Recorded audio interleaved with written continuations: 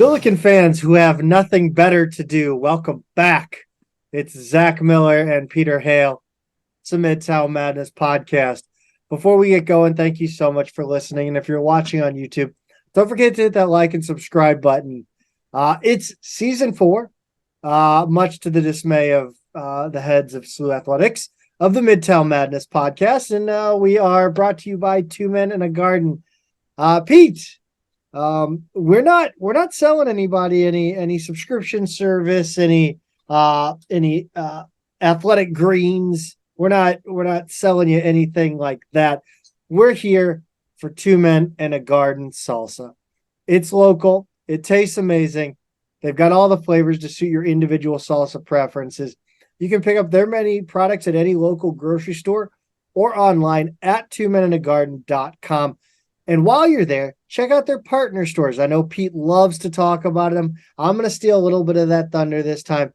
They've got so many different products, so many different local products that they've helped cultivate, through their Kitchen Hub STL program.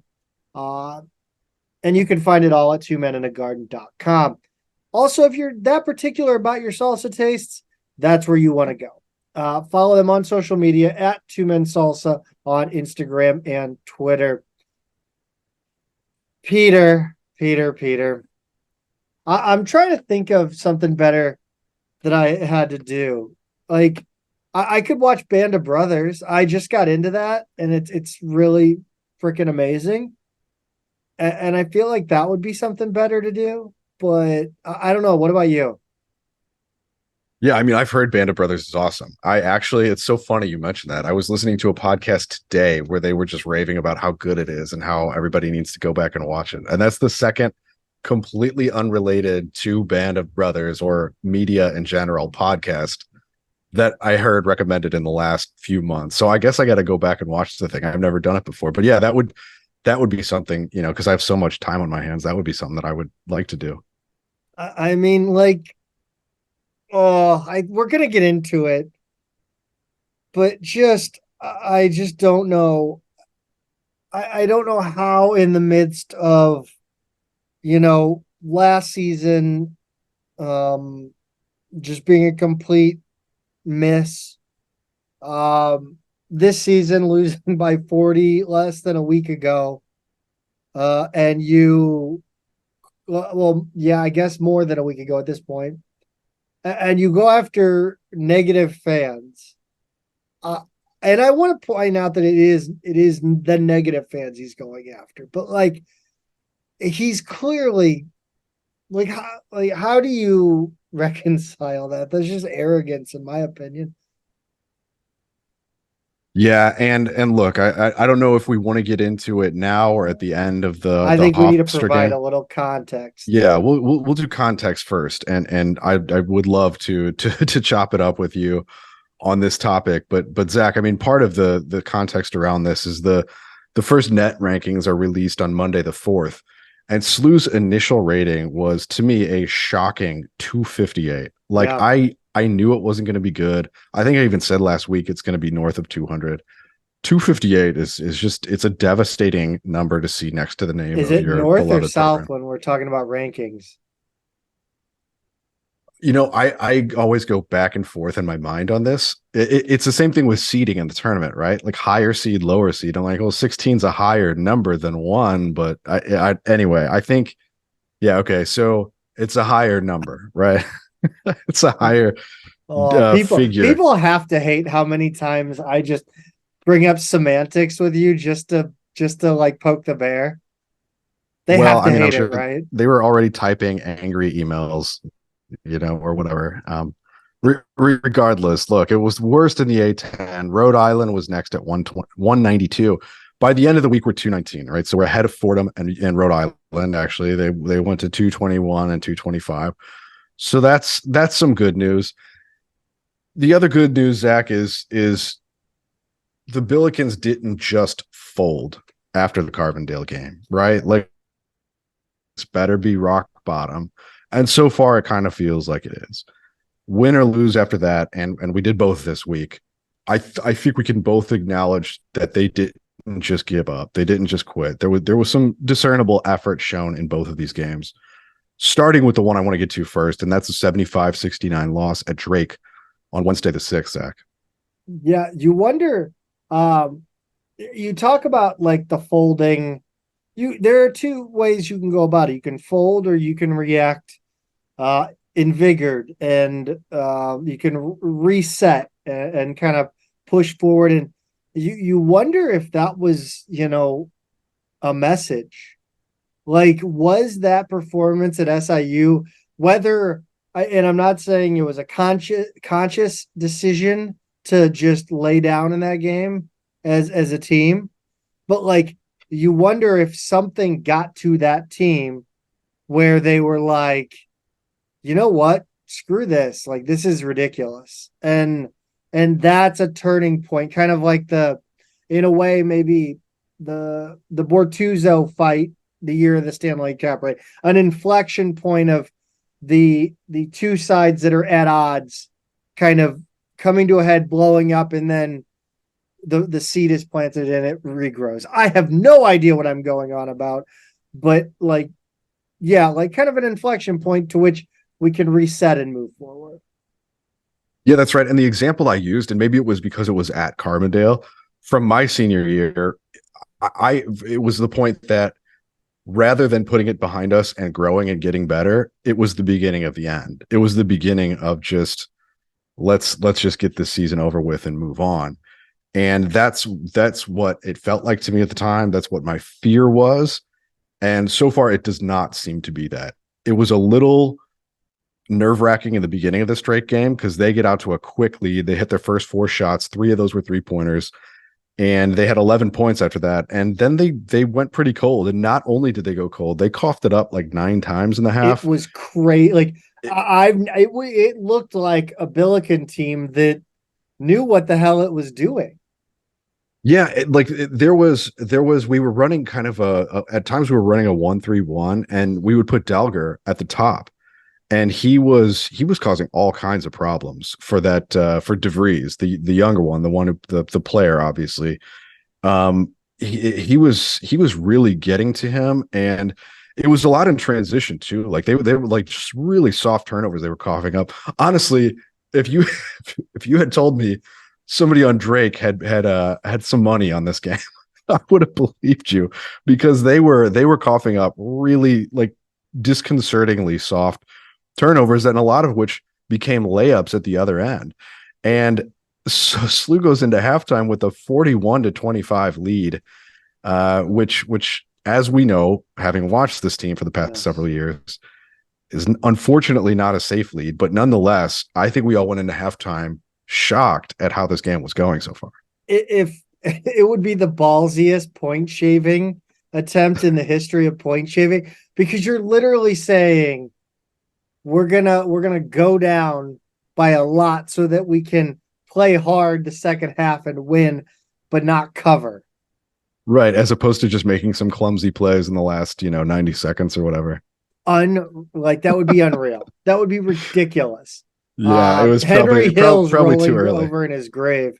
Right, probably too early in the game to really. But I mean, like, that's how terrible they looked in the first half after those 11 points. They were soft with the ball. They were slow. They looked really unathletic, and they just had no ideas offensively. I mean, they were really I guess credit SLU's defense. It got to them.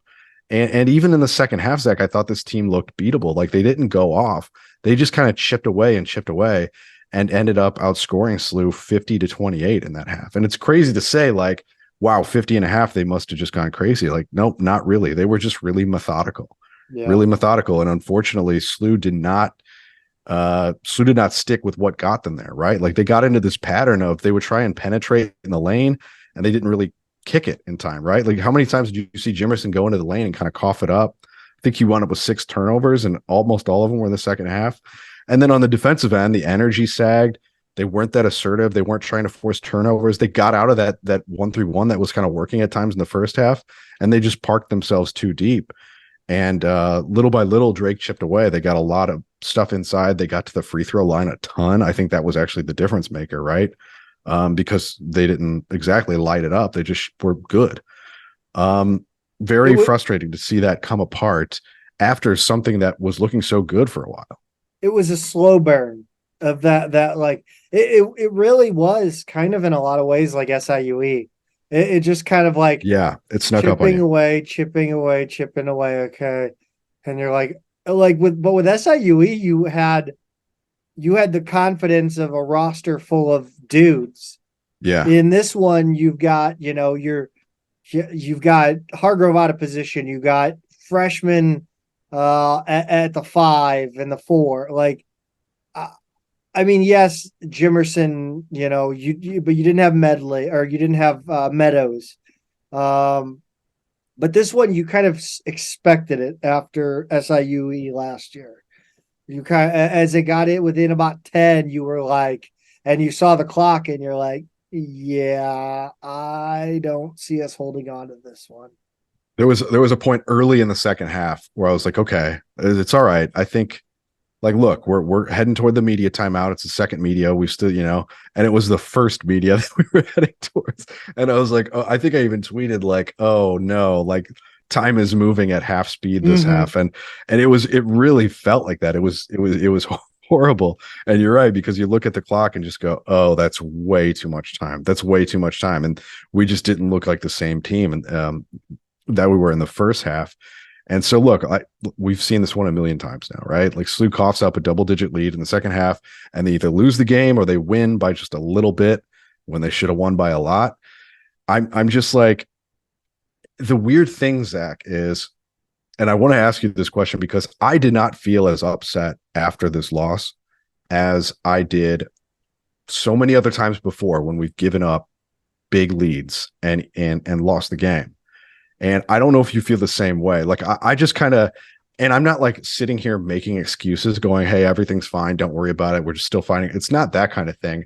I just wasn't as upset because I was just, we were playing a pretty good team on the road. And I actually thought the effort was there, even though I think, unfortunately, we got away from the things that were working in the first half. And you're probably maybe feeling less generous than I am with them after that one. I may have taken the points and Drake. Yeah, so it was like I think it's just like, dude, I want to see this team win. I do. I really want to get on this show and be happy and excited for the Billiken basketball. Yeah. Of course. This is not like this is therapy. Like we're scratching and clawing these kind of deep-seated emotional responses out of me in these podcasts when things go negative. But like win the game or lose it enough that we can profit financially, if not emotionally, right? But like, I don't know. I was so self-medicated, I didn't really care. I saw it coming. That's why I'm not disappointed or upset, because I saw it coming when it was, I had 10 minutes of game time to emotionally deal with everything. And, I had a great time watching that first half. I just kind of sat back and smiled the entire half. What is happening? It was quite the surprise and a really nice one. And just do that every game. Right. For 40 minutes though. It was confounding because like you go to Carbondale, who's picked to finish 9th in the Valley, and we make them look like the best team in the country. And then we go to Drake, who's picked to finish. Could they beat the worst team in the NBA, SIU? They look that good. If they shoot like that, it would actually not be as much of a laugher, but no. So then you go to Drake, who's picked to win the Valley, and we pound them in the first half. We're up 16 at halftime. It's everybody's like confused, like what's happening here, and it just didn't make sense. It's you throw your hands up and just go, I don't know anymore. I don't know what to expect. It is the kind of game I expected more of this season, like just a strong effort against a quality opponent, right? Because like we were saying last time, there's a lot to like about this team when they play hard. You like the young guys, and the guys who have hung around, and it's an easy team to root for when they play like this, when things are clicking. It's I don't know. It's just really unfortunate that it ended up this way, even though in slow motion we all kind of saw it coming. I feel like we say clicking, but like we really mean when the game plan is right. And the because again, I think yes, there are times when the Billikens on the court aren't executing well. But again, like even if they execute well, how would we know? Hmm. Like even if they're doing exactly what the game plan is, how would we know? So at the end of the day, like it falls on the players, but I mean it's too easy to go out. I don't know. I don't know. Get that. It's just so hard to tell what the issue is with this team. I mean, yes, you could say coaching because they they have they don't have a big that's an upperclassman because we recruited a guy who was going to need a miracle waiver. So I don't know. It's frustrating that these guys didn't win because the roster is not complete. Whether you want to throw injuries in there too, it's fine. But right, I mean that's the issue, right? Is there's never a single variable that you can point to. We just seem to have more injuries than any other team in the country every year. It's weird. Oh, yeah. I want to get to that too. In the next section, because I thought there was a great post on the board about kind of the style of play and Travis's comments after the Hofstra game, but we'll get to that. Mm-hmm. I mean, the amazing thing about this is there's so much to like literally the bad guy of this week up until Saturday at 5 p.m. was the freaking cheerleader from Drake. I actually had that in here. Like that's I know, and I saw it, and she was the villain of the week up until Travis Ford met with Stu Durando after the Hofstra game. Like, shut up and let us be pissed at the cheerleaders. Still, you guys won. That did lead to some really funny tweets, bringing back the memory of that Jordan Nesbitt drawing at the cheerleader with St. Bonaventure. There's another one in there too, right? The volleyball, or sorry, the cheerleading coach coming all the way out to half court to wag her finger and stuff like that. That was wild. But yeah, if we had another issue with a cheerleader, right? There was. I feel like we had another. I don't know why I thought there was a third. Yeah, so basically what happens is Jimerson ends up on his backside at the end of a play, sliding out of bounds, and his back is faced. He's kind of next to the front row of the cheerleaders, and then his back is to the second row, right? So the cheerleader on the end just gives him a nice two-handed shove in the back. But by the time she did it, he had come to a full stop. He hadn't run into any of them. He was right by them. He didn't. He was just there for like a split second. He hadn't gotten up yet, and she just two-handed him in the back, and there was nothing. I thought that was pretty crazy though. Like, how often do you see someone who is not part of the game just two-hand shove a player? And how is that not called? He got up and was like, "She just shoved me. What is happening right now?" And he had every right to kind of be a little indignant there, because like you cannot put your hands on. I mean, why is this not a bigger deal? It's very strange. And even though we all kind of had a laugh about it on Twitter because it's absurd Nesbitt thing, and how crazy it is, and people around the A10 saying like SLU versus opposing cheerleaders is not an ongoing storyline. I thought I'd have to keep track of and stuff like that. But it was really nuts, and I can't believe like everybody at Drake just played it out like nothing even happened. I can't imagine being the cheerleading coach and not being like, you come over here now. You're getting off the floor. You're going back to the locker room. Yeah, like that's I mean, that's a technical foul if anybody on the bench does that. Mm-hmm.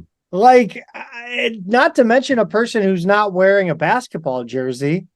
Yeah, and there's always the question, right? Like if you're an official and a fan does something like that, and normally what'll happen is the PA person will give a warning, But like that's physically, like when someone throws something on the court, yes, right? right.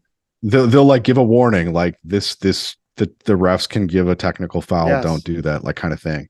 But I would think somebody who is dressed in a uniform that says Drake on it and Yes. like shoves a player, that's a little bit different than a That's fan chucking a beer cup. drop in the chat, like, or in the comment section. What do you think? Is that like, what's the ramification that should have happened? Because I mean, I think that's two technical free throws. And I think that's an ejection for the cheerleader. That's a technical in the ball. I That's think two you got free it. throws in the ball.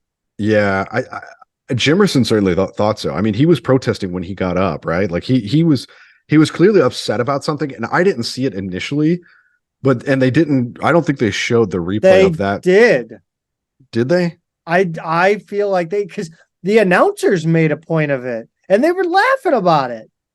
Yeah. So what Like, it what was the happened most at that moment that I bizarre they was did. I because swear they zoomed, or they didn't zoom in on it. That was on Billikens.com, or no, that was on Twitter. on Twitter, Someone, yeah, yeah, and that's what I watched over and over again was the person who the clipped it on Zapruder Twitter. film of, Yeah, because the first time I watched it, you don't, and then I had to watch it 2 or 3 times to go like, wow, she just completely unprovoked just shoved the dude in the back. That's wild.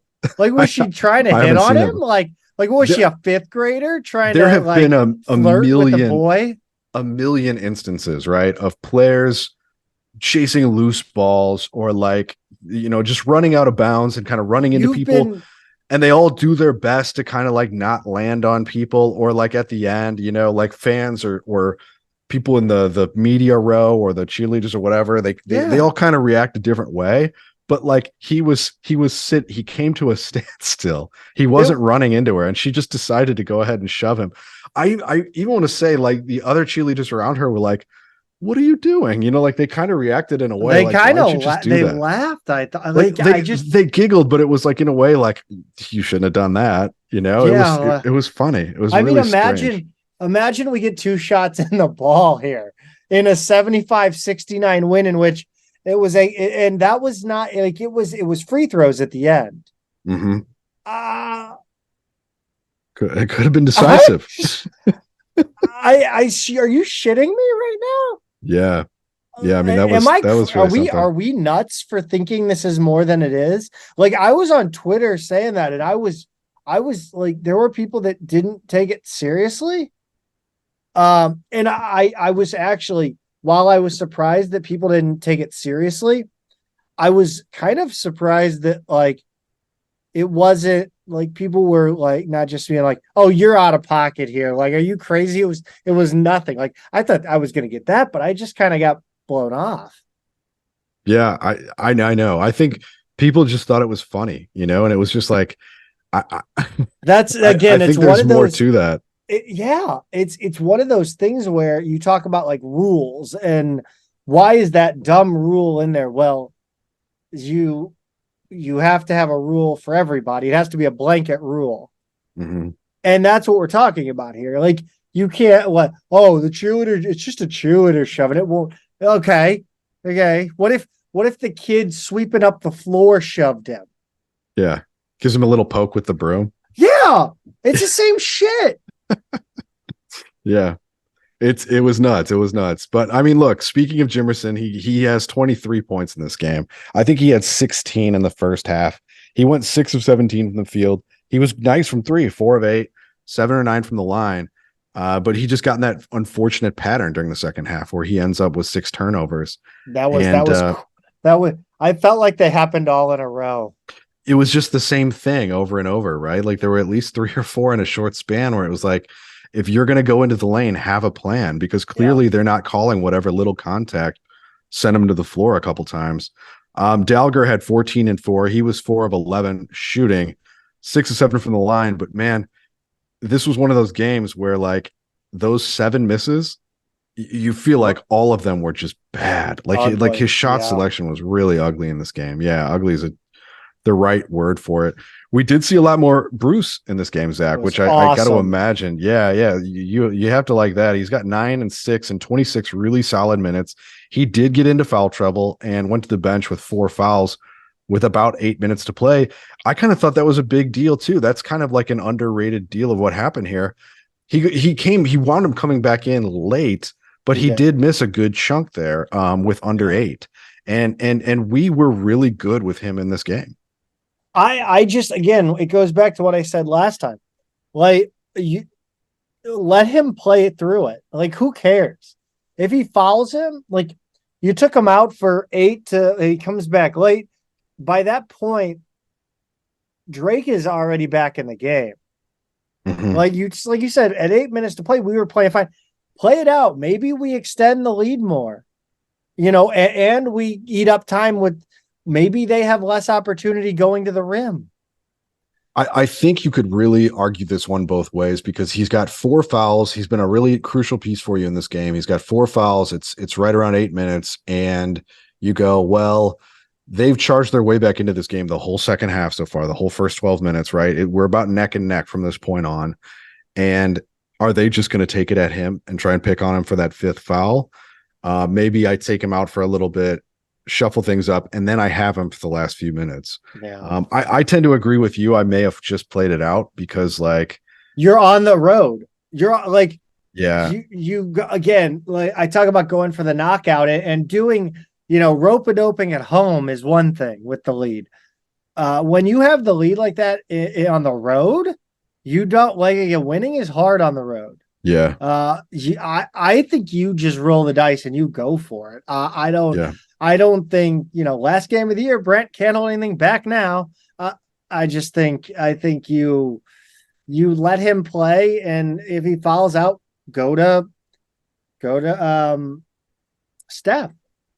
Yeah, because then right, and if they're going to take it at Steph, and he's a physical player, he's not afraid to foul. He will put you on your ass. Yeah, so I think you're right there, and look, then you get to a point where you take him out, and if Drake goes on a little run or takes the lead or builds a lead like they did, now you have a situation where you're looking at matchups and free throws and fouls and all that kind of stuff in the last couple minutes. You're going to need to make 3-pointers if they take the lead, and then it doesn't matter.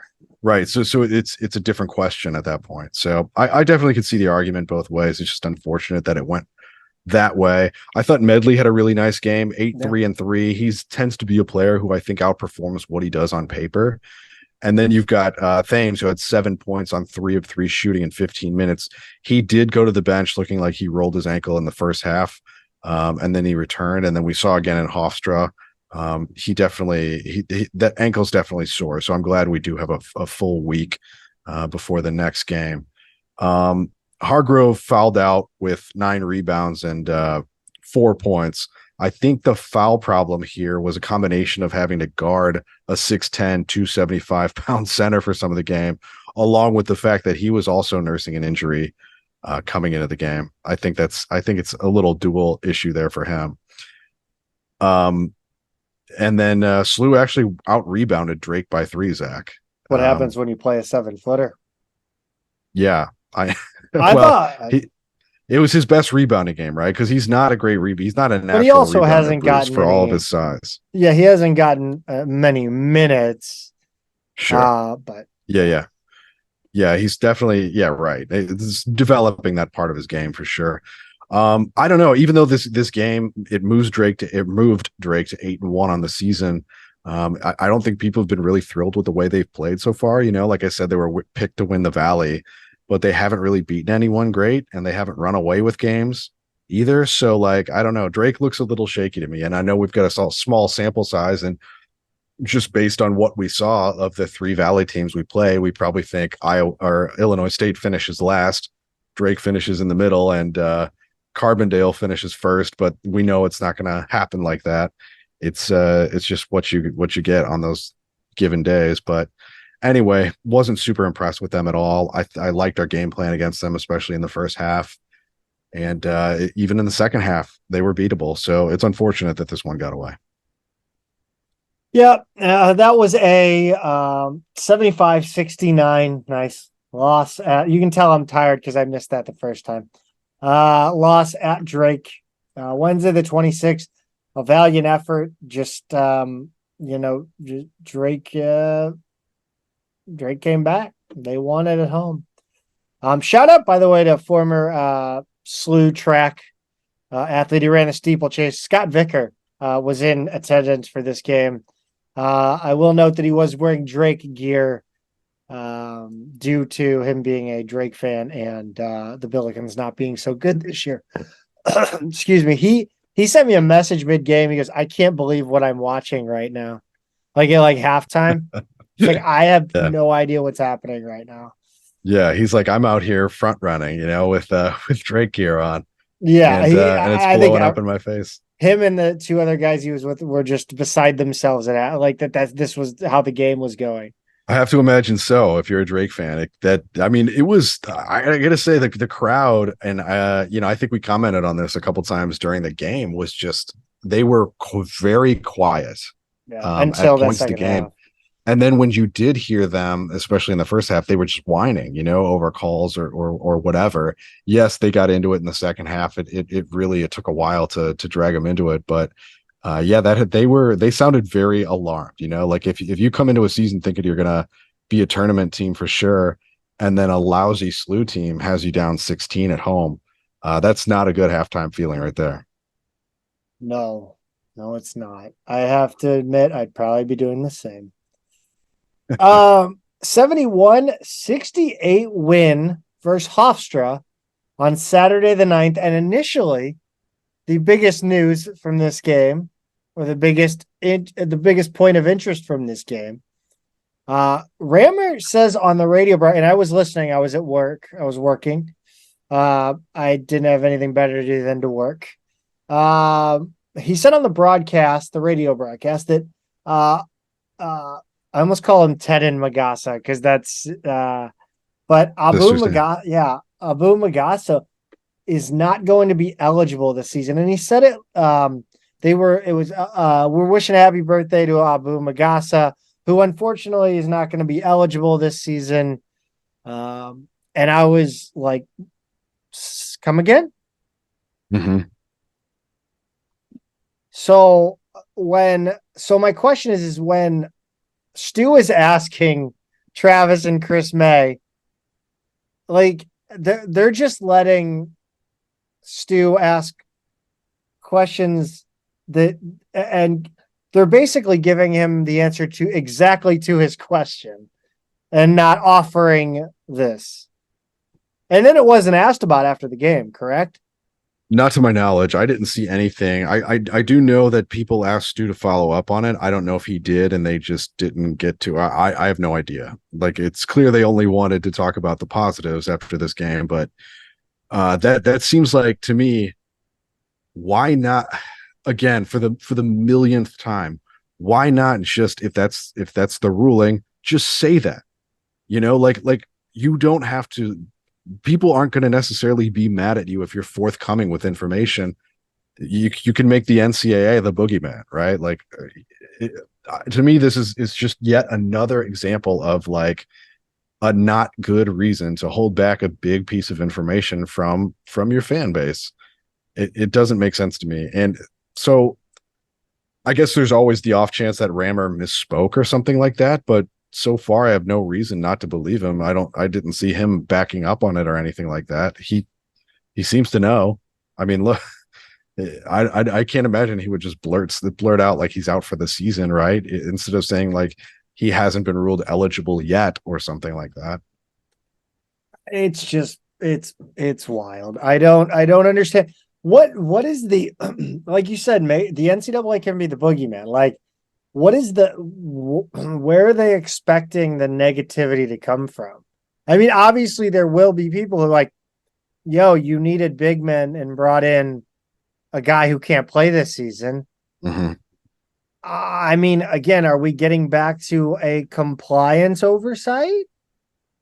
I mean, maybe that's got to be that's the only thing where if somebody digs into it, they find out that, like, I mean, and I don't even know how you would dig up the fact that maybe the compliance didn't find it, right? I don't. I think the only thing I can think of is that they're just trying to hide bad news. If people are already asking questions about compliance and clearance and things like that, when you've got a compliance job opening up in October, you've got 4 guys at the time waiting to be cleared by the NCAA, one of whom needs a waiver because he's a 2-time transfer. I mean, like there's sure, like maybe you're just trying to avoid those kind of questions, but I don't know why you just don't say we disagree. Like a lot of other schools, we're seeing so many other schools right now very publicly supporting their players. VCU, West Virginia, all kinds of schools saying we completely disagree with the NCAA's ruling, but here's what they've decided, and we're appealing. We don't like it at all. SLU can do that, and you know what that does is rallies the fan base behind you. Yes. Instead of just like sweeping bad news under the rug and hoping nobody notices. The guy who hasn't been eligible all year.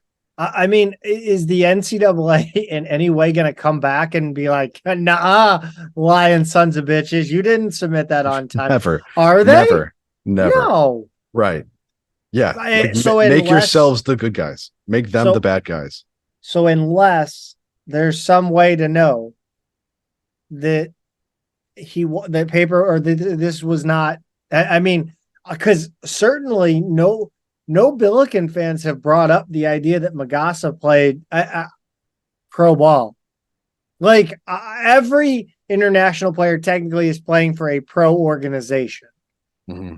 But I mean, maybe maybe one or I think I've seen it. I mean, obviously that's the reason for the delay, right? But there's nothing else. I haven't seen like obvious evidence that he was paid to play basketball. Right. Obvious public evidence anyway. So it's not like it would. Yeah, whatever. Let's talk about this game. Yeah, let's. I think we do need to set the table a little bit before we get into all of the comments and questions and stuff after the game. We did win this one, Zach. It was. I got to watch 2.5 minutes of it. Yeah, 71-68 win over Hofstra on Saturday the 9th. Medley was he was out with 2 fouls early in the game, and with Hughes and Meadows both out with injury still. It was kind of point guard by committee, including him. Again, when Ford brought him back in with about 11 minutes in the first half. I thought that was an interesting move, by the way. But we did see Churchich play point a little bit, so it wasn't just Medley out there with a higher number of fouls than you would have liked.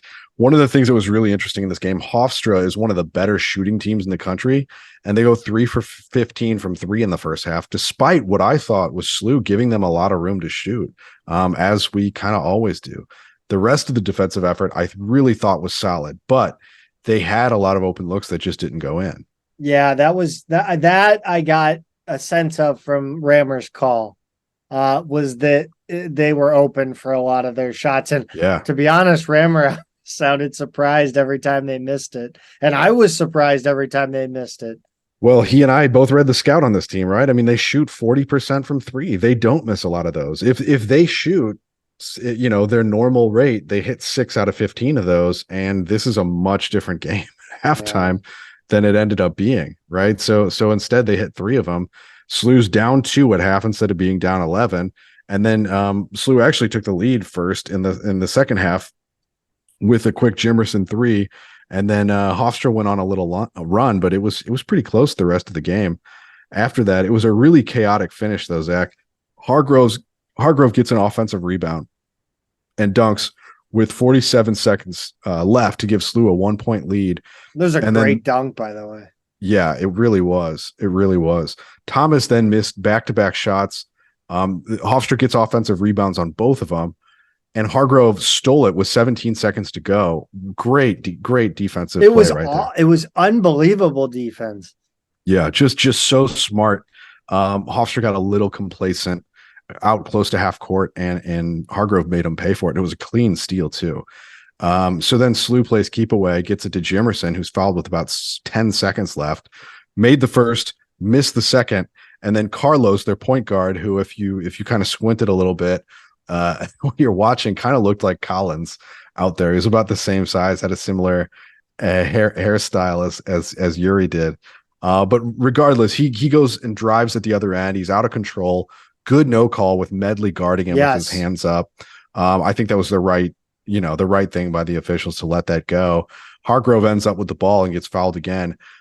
Makes his first free throw, and then Ford called a timeout, and Hargrove winds up missing the second. Did he ice his own shooter here, Zach? I mean, someone suggested that Ford was having him miss on purpose, not realizing Hofstra still had timeouts, but I don't know if I believe that because they still had two.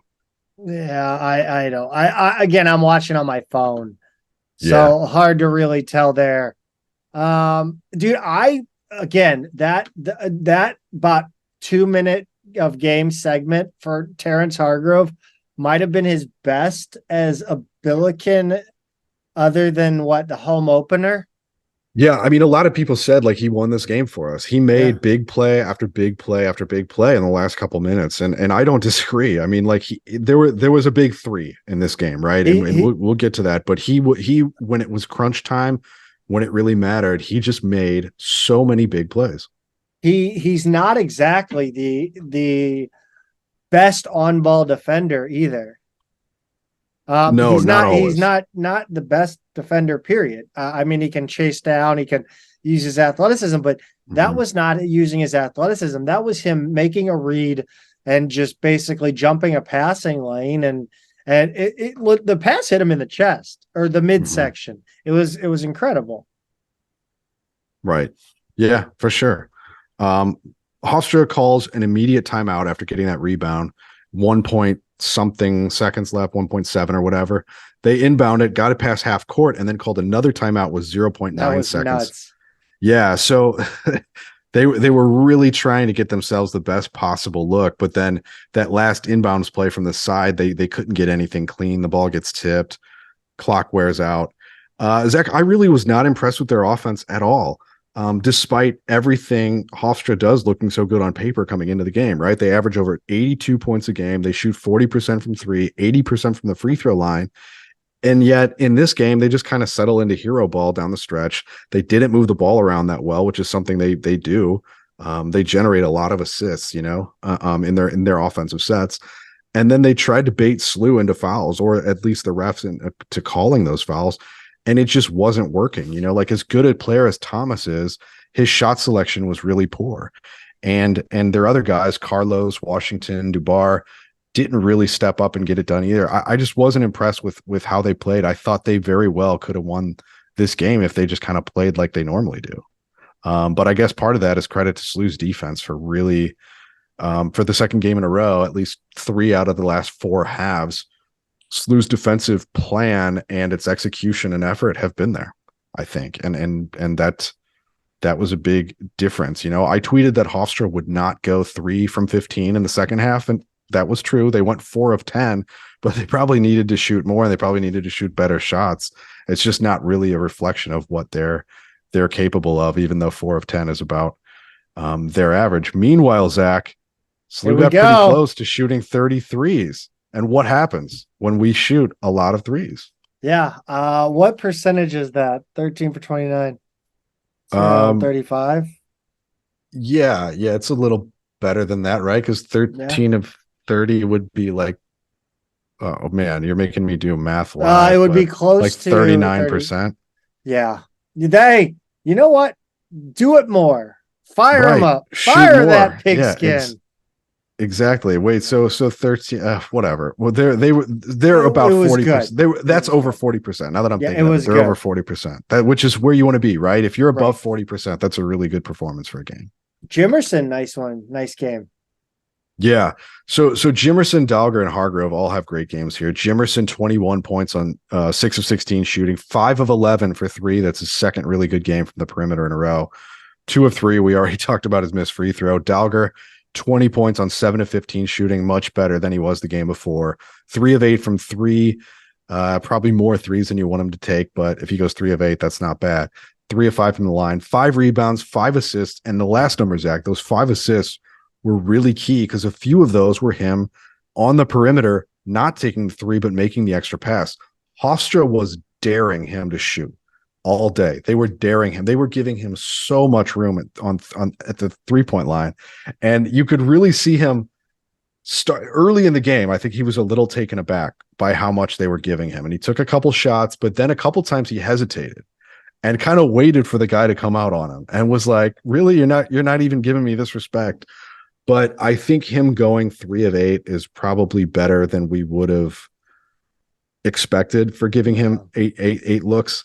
But the 5 assists, a few of those came from him making that extra pass, finding somebody who was even more open from 3 and generally better shooters, and they hit. And so a lot of credit to him for, I think, playing a much smarter game than he did at Drake. Much better. And then Hargrove, we already said, was the hero at the end, but he had 19 on 7 of 10 from the field. He was 3 of 4 from 3 and only missed that 1 free throw. So 7 rebounds to go with that. As usual, the effort was really there with him.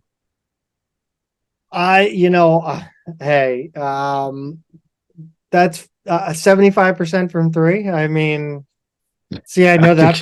I think you'd take that from anybody. I know that percentage. Yeah, that one's an easy one. Again, I shoot more threes, people. Medley, solid game. He led the team in rebounds. He did. He had 8. He had 6 at halftime, and that was even after some foul trouble. And I tweeted, like, our leading rebounder is a 5'11" freshman point guard who had foul trouble. Like, I don't know if that's an indictment of the whole team or just a sign that kid really rebounds his position well. But I think you pointed out we did a great job of boxing out and just giving him all kind of room. We saw that from Collins, Well, I didn't see it. I was just saying that, like, back in the day, McCall and Mitchell were coming down with rebounds. I won't throw Jet in there because Jet was a freak, and he was going to get his rebounds. But there were so many times where rebounds would kind of just fall to Mitchell and McCall because, Conklin or Lowe or Remican were boxing out so well. Yeah. And even in Collins too. I mean, how many rebounds did Collins get? There were games where he would get quite a few as well, and a lot of them would bounce to him first, right? It's just everybody has their guy so well boxed out and in great position. So, look, great production in this game from the 5th-year guys, but it is a little worrying when your big 3 are the 5th-year guys, and you only get 11 total points from players who can actually return next season. So, if I'm looking for things to be worried about, there's one right there. But I got to say, after the absolute debacle at Carbondale, SLU responded with strong efforts in back-to-back games. Unfortunately, only one of those was a win, but I got to say the effort was at least there, right? Yeah. I didn't like how the second half at Drake went, but 3 out of 4 halves, 1 out of 2 wins, and I really thought we were going to lose both of these games. And I thought they would probably go worse than they did. So credit where credit is due. They really stepped up. That said, yes. Oh, go ahead. Yes, no. I mean, look, I think, again, you talk about it's like an inflection point. What that Carbondale game was it? It doesn't matter why it would happen. It could have been the players kind of folding. Ford lost him ahead of that game. He gets him back for these 2 games. That's fine. It's great. But it is an inflection point. And I think everybody hoped it, again, whatever it takes to get this team to be successful. Yes. I don't care. I don't care who's at the helm, as long as we win games and win them consistently and win A10 championships. I really do not give a shit. So then let's talk about some other ways to motivate your team, right? And I want to talk about Ford's post-game comments. And his quote was, hold on. Before we get to this, I want to point out that beginning of the season, I tweeted out some stuff and Terrence Hargrove took issue with it. I didn't tweet at Hargrove. I just tweeted it out. Terrence responded. I said, fans are going to talk. Let them talk. Let them say what they got to say. Prove them wrong this season. He politely disagreed with you and then blocked us on Yes, Twitter. he did. Yes, he did. That is exactly what happened. To put a button on that story, but nonetheless, Ford's post-game comments here Good. included You know the what? quote. Good.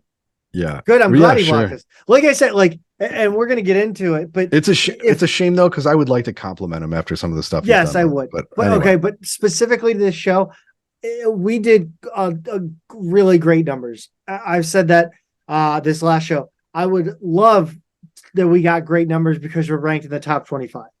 I would much prefer that. But I'll also say this. I will gladly give up 20 listens an episode if none of those guys listen to us. Mm-hmm. Like, just don't listen to us, please. I please don't snip that out of context. And you know what? Yeah, what a great ad for the show. But I really, look, I don't think all of them do, but I think things get to people one way or the other, right? Whether some of them do or whatever.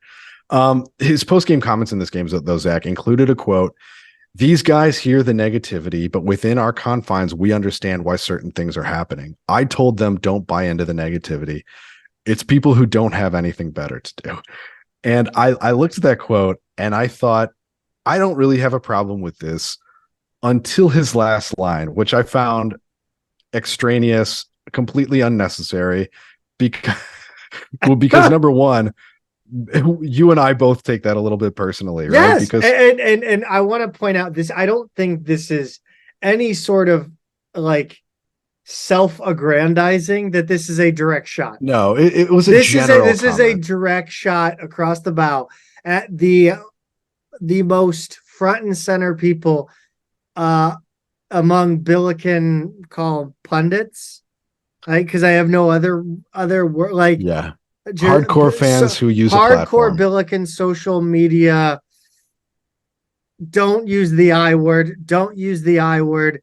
Don't use the I word.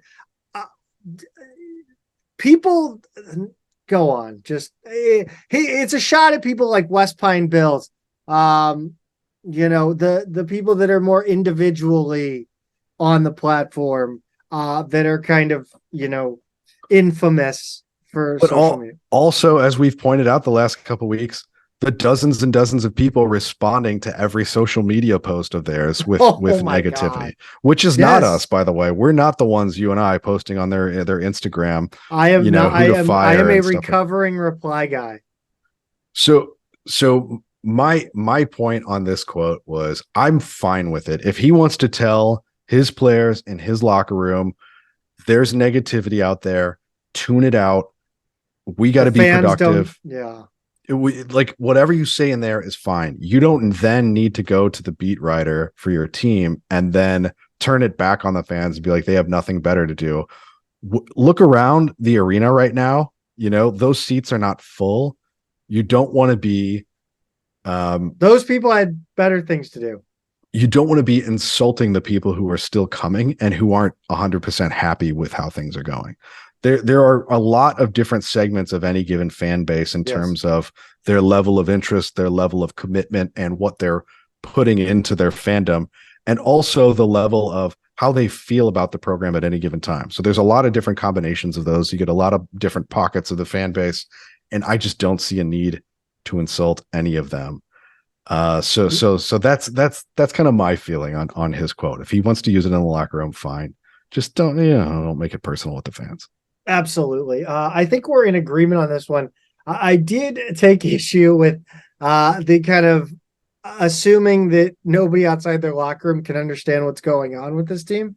Mm-hmm. I mean, we're not stupid. But again, we can't understand what's going on with this team because you don't say anything. It's back to the secrecy of the program and the athletic department is at the top. Because I don't want to say as a whole, because I think there are so many programs within the athletic department that are very open and honest with their fans. I don't know. I like I said, as for the nothing better to do comment, again, it's a direct shot at people like us in West Pine Bills. You want to tell us that there are things going on that we don't know about, and our negativity is misplaced because of that, go right ahead. But don't tell me I have nothing better to do. I right now, like after Carbondale, I would have rather run. I would have rather done. I would have rather done anything else. I had so many better things to do than watch Drake Right. after a 39-point loss. I have so many better things. I'll go out on a date. Like I'm woefully single. I'd rather go out on a date than watch that. It's ridiculous. Look, I do want to mention, like, I do want to fire back though, like, legitimately, because the guy who's pontificating about the negativity of the fans towards the players he's the only one that's negative towards his players. Like, I haven't found more than like reasonable, like, oh, that was bad shot choice. Oh, that's a bad foul. That's a dumb foul. I haven't found anything more than that about guys like Bruce Young, George Churchich, Steph Van Boosel. I did it. I said it like you this time. I think Dalger gets a lot of stick, but he's a 6-year guy. Like, he's been around the block. This is why you brought. We're critical of him because he's not doing what you brought him in to do. But like the irony of telling the fans that it's undue negativity and misplaced negativity, it's ironic because we watch Travis Ford on the court weekly going ape shit, and he'll call a timeout because his player did something wrong, and he'll motion to the guy like he's going to punch him. He's threatening physical harm to his player over them missing an assignment. Are you kidding me? Right. Like, who's being negative towards the players? Us? No. Dude, the only person that, like, they're not being negative to your players. They're being negative towards you and the direction at which you have this team going. So then what do you make of his tweet the next day? Oh my God. Go ahead and read it. Very proud of our team's competitive spirit in the win yesterday. They rallied around each other and played with great focus and effort. Big shout out and thank you to all the Billiken fans that made Chaffetz Arena loud. We could feel your incredible energy. We appreciate your support. Dude, to me, this is like a husband that is like banished to the couch, or like a trial separation where he just starts becoming really buddy with her friends' husbands, like his wife's friends' husbands. Like, he's trying to inch his way back into like good graces by going, I don't know, like going around other fans to the fans that are still kind of half on board. Like, they kind of like him. So, but he's trying to be more to them than just like petty. It's just petty. Dude, you're petty. Like, the first two replies that I can see anyway. Oh God. To this post where one of them, actually, let's see here. I think the great game. I did see that one. Both of them follow us, but yeah, one of them says, "Those fans you villainized yesterday, those fans," and the other one was, "Thank you to the quote unquote fans who don't have anything better to do. The fans and season ticket holders are criticizing you. Own the fact that you're doing a terrible job. We aren't calling out the players. We are calling out you. This is how money and support goes elsewhere." And then he or he or she adds the SLU president account after that one as well. So I think probably that one's pretty much in line with what you were just saying, is people aren't being critical of the players, right? Like, there's definitely a lot of negativity swirling around the program right now, and I understand them wanting to be positive. But I just, you're kind of, what? Let me ask you this: what would you, in Ford's shoes, and there is all of this negativity, what would your public approach be after that.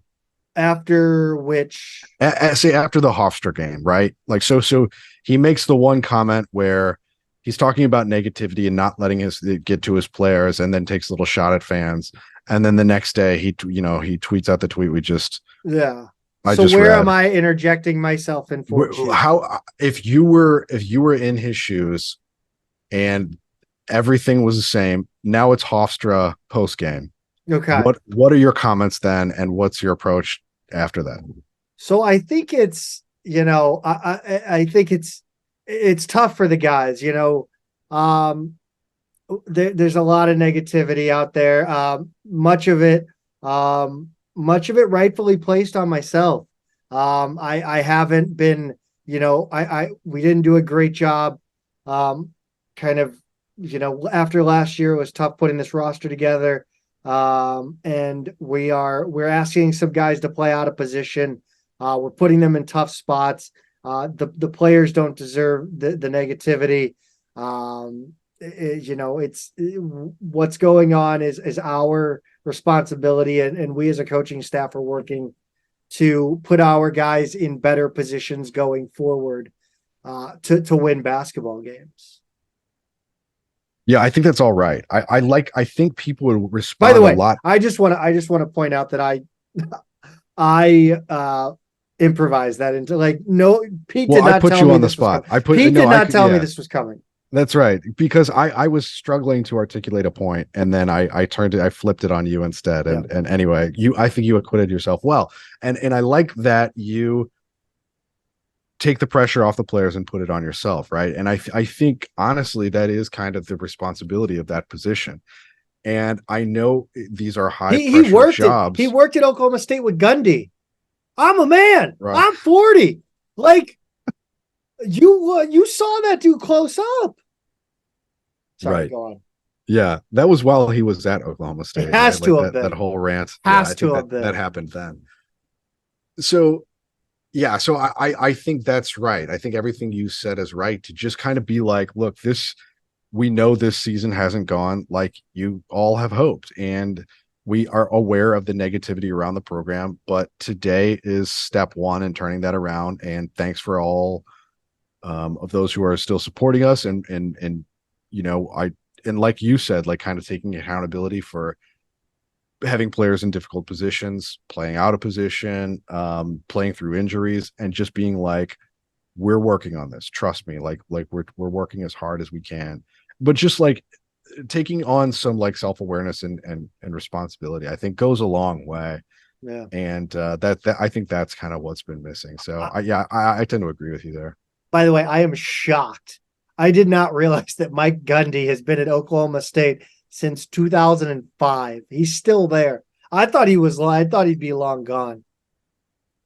I mean, that's just how big schools, they just recycle coaches. Sure. So I was surprised. It's easy. It is easy for me to do this because it's not I'm not on the spot I was on the spot, but I'm not in the spot. Sure. You know what I mean? So but Travis has had months to realize that the fans aren't. He has to know that is he that self-unaware? Is he that arrogant? I don't think so. I think it's just or is he just not paying attention because he's a basketball guy? He's paying attention. He knows. I mean, he wouldn't have made that comment about fans and negativity otherwise.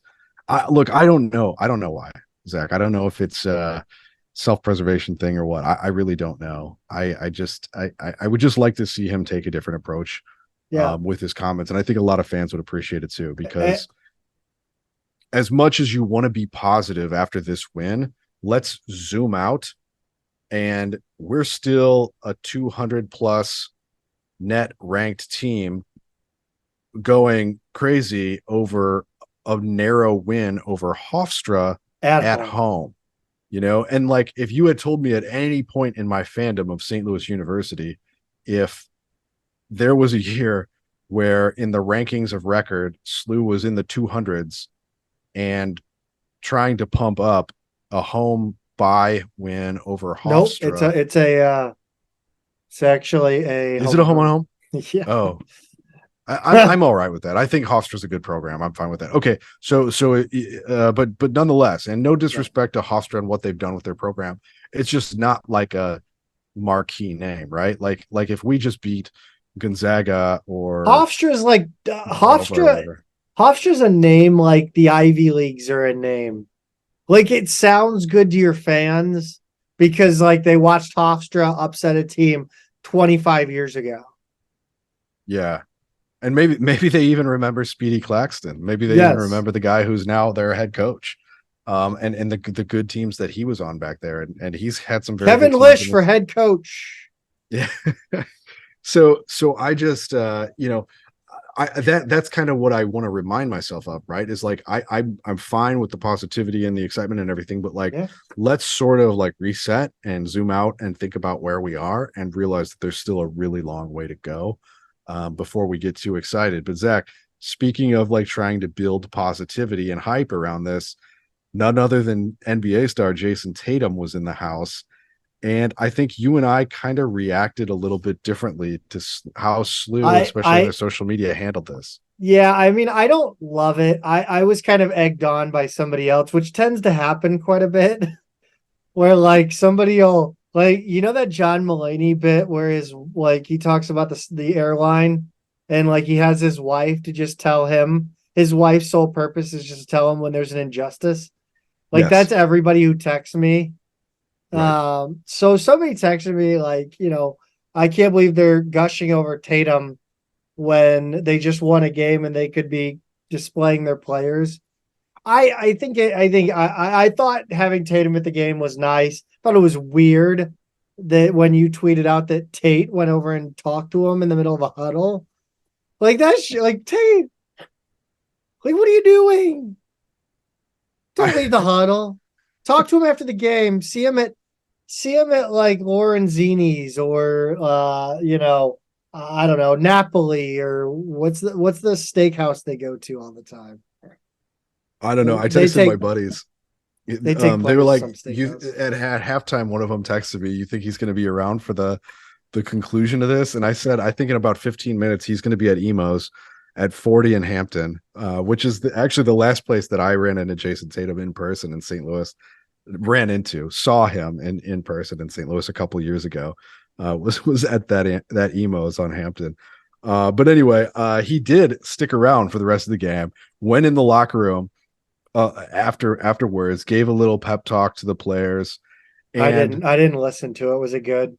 It was fun. It wasn't anything too in depth. They clipped about 30 seconds of it, and it was cool. Like I just kind of leveled with him. He didn't say anything. I wonder what off the air stuff he said. Yeah, who knows? And then I did see some stuff later on the players' social media, like Bruce getting his shoes autographed by him and stuff like that, because a lot of them do wear the Tatum design. Those are sweet shoes. Those are some fun shoes. Yeah, if I ever had any reason to wear basketball shoes, I mean, those are pretty cool. But I would, regardless, my takeaway, and I know you kind of tweeted out it was kind of weird, and it's funny because other people have disagreed with me in the same way as well. Like the way that SLU played it up, they thought was a little strange, but I was just kind of like, there's an NBA superstar in your gym, and now he's in your locker room, and he knows your coaches, and one of your players' dads is his godfather, and like, even though he picked another program over yours 7 years ago, it's objectively awesome for everyone when you have the highest level NBA superstar that close to your program in the middle of the season, and he saw a win and came in and talked to you after. I mean, that's just like, for those players, that's unbelievable, especially like for those freshmen. Somebody like Hargrove, I think Tatum was 3 classes ahead of him. They may or may not have not really ran into each other. You're talking about a freshman and senior at that point. Open gyms. Yeah, like around, kind of thing. And I know they were in the same AAU program, but being a few years off is just a by the way kind of thing. If anybody looking for a Christmas gift for me, I'm a 10.5 in the and the Jason Tatum wave runner. All right. So noted, Zach. Noted. Yeah. But yeah, so my take, and I'm, look, well, maybe I'm letting my Chaminade bias show or whatever, but I don't think so. I think it's just objectively awesome to have that caliber of star around your program for any reason. I agree. So I disagreed with your comments that you kind of tweeted out, like, why is SLU playing this up? Isn't this kind of strange? And so I my other buddies on a text chain who went to Chaminade with me, I texted like, I completely disagree with Zach here. And one of them pushed back and said, I think it's kind of weird too how much SLU played it up, but maybe I'm off here. He's like, why were they playing it up so much? I know why they played it up so much. I mean, just to deflect negativity. No, I don't actually. I think it's a lot simpler than that. It's because the Neisler brothers are Celtics fans. They're major Celtics fans, and they're huge Jason Tatum fans. I'll tell you why I was all over this. I just thought it was. I mean, so the cameras were on him. Well, I mean, I don't think they're the ultimate decision makers on all the social media. I mean, I think they, even though they're the ones who are. I think they together. are. They kind of are.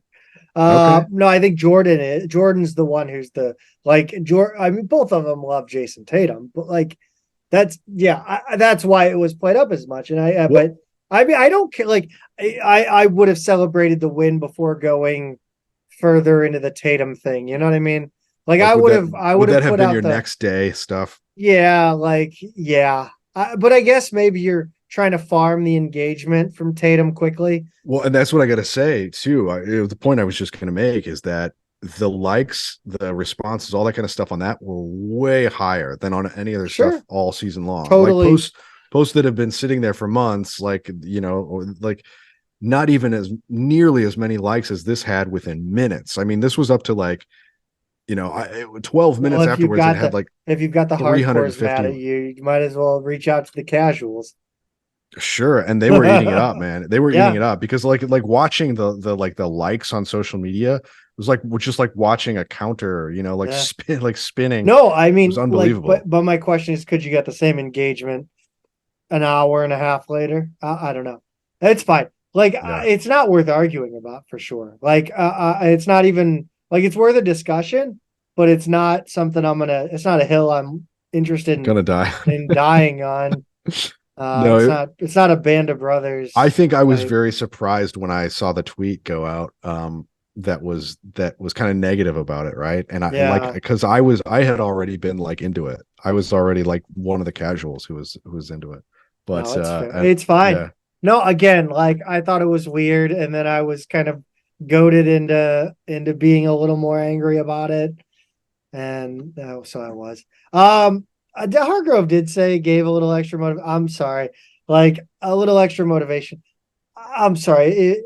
I know it's first of all, Hockman, can you write an article about some like actual stuff that's going on, like the fan, like the roller coaster of this year, and like how, like, I don't know. It just seems like he ignores it until everyone that matters in the media is ignoring the dysfunction. Mm-hmm. Like, that's why I keep saying that, like, Mizzou, the sooner Mizzou season ends, the better. Sooner their football season ends, the better, because nobody's paying attention. Right. So when things need to be, paid attention to, like, that's why things that are good for Mizzou are bad for SLU. Speaking of, okay, I'll start with a pot. I'm going to be negative, but I have a joke that's really bad. Look, Alexa Datt's first game as play-by-play announcer on the TV broadcast. This wasn't good. I had a break at work, and I watched the last 10 minutes of the second half, or the first half. And I would have rather just listened to the game. Oh, then watch it with that play-by-play. Yes. So my understanding is this is going to be the first of 5 games for her this season. Like, she's splitting a dozen games with Scott Warman. I thought this was going to be I mean, I didn't know how many, but I don't think there was ever a number put on it that I was aware of. So number one, I don't think she's ever done play by play for any sport, Any sport. and especially basketball. Like she's normally not covering basketball, right? Like she's normally covering the Cardinals more. Yes. Is Blues. my She's on the Blues, yeah, she's in the studio for the Blues. I know that and because she's I good don't in the watch. studio, right? Yes, Like she's she's great. fine. Yeah, and I thought on all of the like non play by play stuff, the like the lead ins, the the Yes, stuff you because do that's her before you bread go to and butter. Yeah. commercial, the halftime interviews and stuff like. She was good at all that. She was My really good. joke was going to be, why is there a woman commenting on men's basketball? I don't even want to dignify this with a why, Zach. Sorry, that was never mind. That was going to be my joke complaint, but my real complaint is that like it could like give me I don't know who's a what about like I don't know. Give me any other woman who's done play by play before. My point is, go on, Pete. You go ahead and kick it off.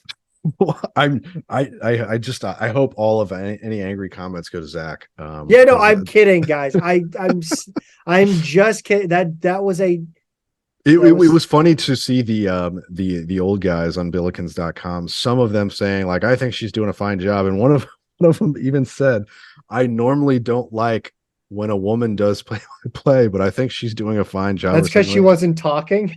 and I was like, what year are these comments from? But regardless, Bonk. They all needed to be bonked. I if I'm actually getting into the what like her play by play, she just left way too much air between what was going on. Like when you My call, so I actually think so. There's Rammer, this was right? this is this positive spin. And This Rammer is saying calls every single motion, every single detail, yes. and some people think that that's like too much, right? Like you don't like every single thing. Like he gets in as many actions as possible. She was doing more of a baseball or a soccer thing where there's downtime, you let the crowd noise, you let things happen. And like the best soccer announcers don't call every touch of the ball, right? Like there are things that they let go. And same with baseball. Like you it just felt to me like she was doing more of that kind of thing. And there were way too many periods of just kind of downtime. And then throughout the game, she was definitely leaning on Highmark Oh yes. as the color commentator way more than you would normally hear. And credit to Scott, I thought he did a great job of filling in a Yes. lot more air than he normally would. And he's just such a calm like speaker, and I think he's a really good presence for someone like her doing play by play the first time, who might have those first game jitters as you would or I would or anybody Yes. would. I don't think it was lack of preparation or anything. I mean, she seemed to know like the personnel and stuff like that. So I don't know, maybe I'm wrong there, but I think it was a combination of first game jitters and just having the kind of wrong approach to how to call a basketball game. I just there was way too much dead air in from what I was hearing. Yeah, it almost felt like she would get behind on a play. Like she wanted to do it. Like she wanted to give more, but she Mm-hmm. would fall behind And and then let it then go. let it go and then just try to find her next anchor point where she could throw something over. It was literally like 5 words from Alexa. Over to you, Highmark. Yeah, it She was wasn't tough, right? calling the game. She was just it was like if I were interviewing Scott Highmark about what was going on the court. Well, she had much more. She almost sounded like color commentary too. Like he would send it back to her, and then she would give another comment about like more of an analysis than like a description of the action. Yeah, it was a And very different. yeah, so I don't know what the how the management process works and like how her approach will change next time in terms of like the comments that she's going to get from whoever her bosses are or anything like that. I have Yeah, no idea. Um, I don't know if I love that SLU basketball is going to be the sort of training ground for first time play by play people, I don't as like it at maybe all. they work their way up to more important properties for the local sports the If regional Valley network. frickin' Sports is gonna exist. Yeah, who knows? But like I just they're kind of like, well, we'll throw you out on this one and see how you do, and you could cut your It's teeth that way. disrespectful, I think. I mean, I don't.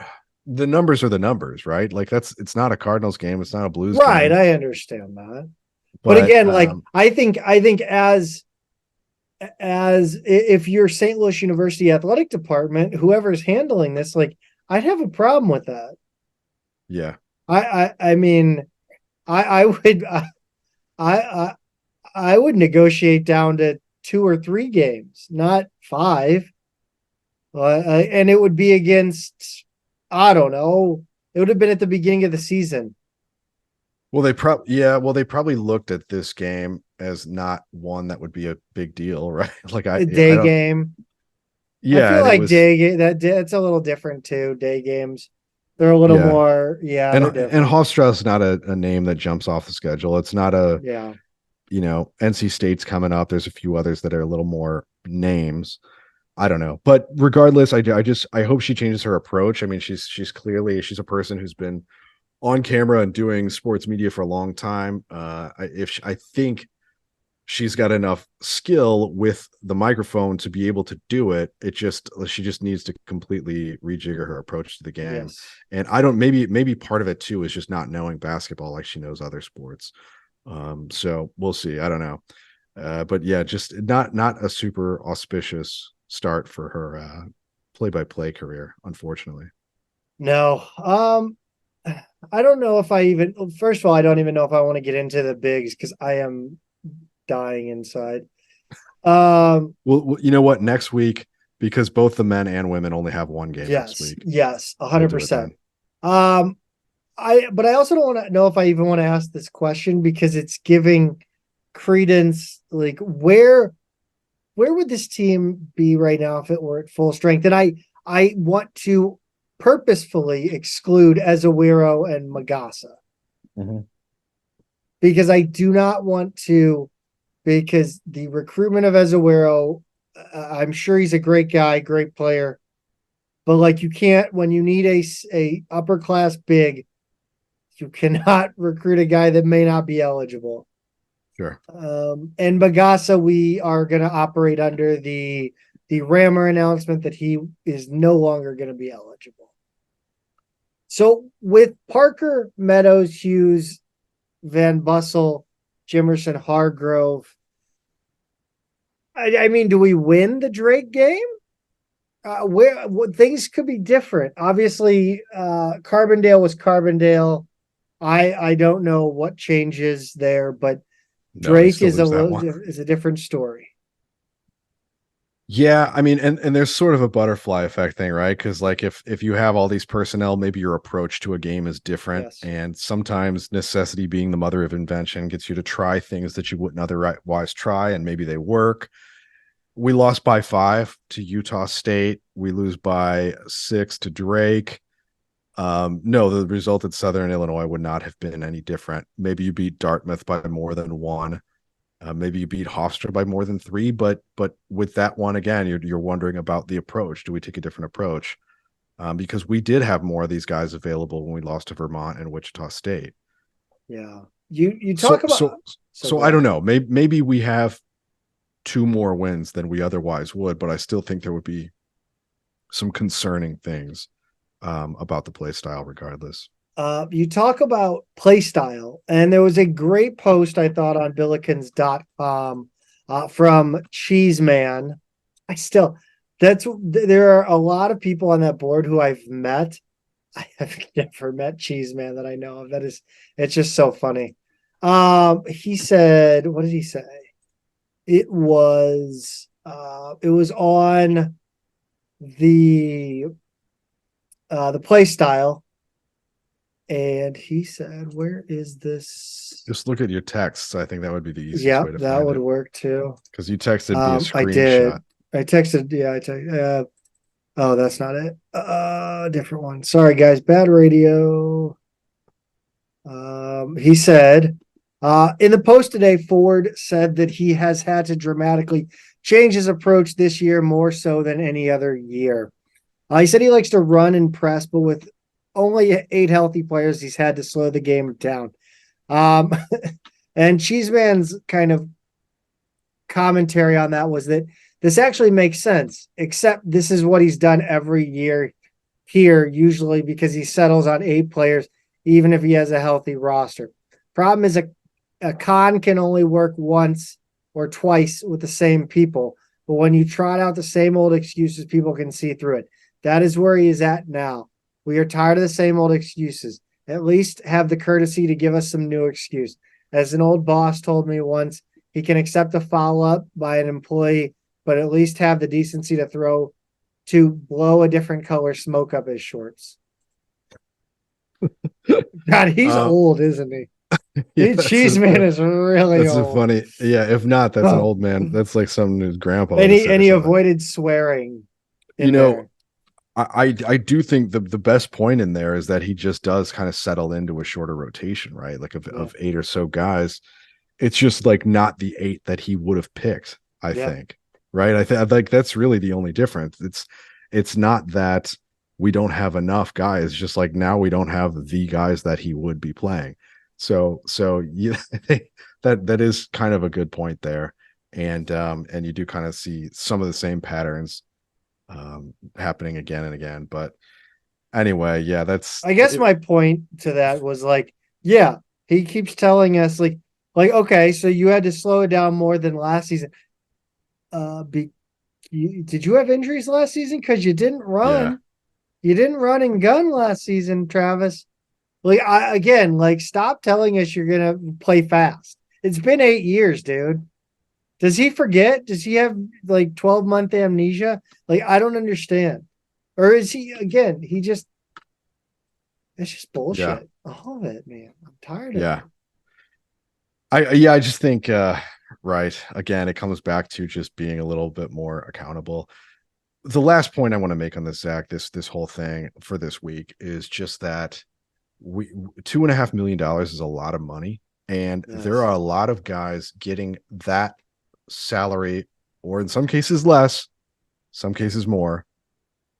This is a really low pressure job in the context of the overall landscape of college athletics. Yes. And that's a really big salary for, I think, what SLU is in terms of the pressure of this job. Yes. Do you know what I mean? And yes, I think, and to that point, like, to go back to his comments, like, you coached at Oklahoma State, you coached, in the big leagues. Like, what do you like? Imagine you go at fans like that at Kentucky. Imagine you're at your dream school of Kentucky, and you say that, and your net ranking is in the 200s, and like, it's just unfathomable, right? So like, he may not like the negativity or the pressure or whatever, but like, this is so much less pressure than you would face at at a football school, at a Big East school for the most part. Maybe not to Paul, but like, he's making more money than Xavier's ever paid a coach, or a lot of the teams in the Big East have ever paid a coach. Maybe now that the Big East has kind of become that, the Power 5+1, they're that conference. They do have coaches making that much or more. Yes, at like UConn and Villanova, blah, blah, blah. Yeah, that's fine. Maybe Sean Miller is up to that amount now at Xavier, but he certainly wasn't last time. Chris Mack didn't get paid that much. And that's just one of the I think actually Shaka is now making $3 million. So the Big East is only now are most of those programs crossing that threshold. You know what I mean? Like, he is being paid like a well-compensated Big East coach for not nearly the pressure that those guys would be facing at a Villanova, at a Marquette, at a Xavier, at a lot of schools. And so you got to be able to handle it with more grace than snapping back at people, because, man, like this, you're not the numbers of people that he's hearing chirping with any negativity, you and I, any of the other people on social media or wherever, who might be responding. It is a fraction. It's a fraction of what you would feel other places. And not just that, as you said earlier in the episode, the media environment in St. Louis is so low pressure. Like their SLU is barely even registering. Like they'll go to a SLU game if there's nothing else going on at that given time. They're all following Mizzou football more closely. Cardinals off season is always the number one. Like, let They alone followed a guy who wasn't going to sign with us. let alone when they're in season. You've got the Blues and then just anything else that might be going on. The Billikens are way down, and so his compensation is massive compared to the pressure that he's under.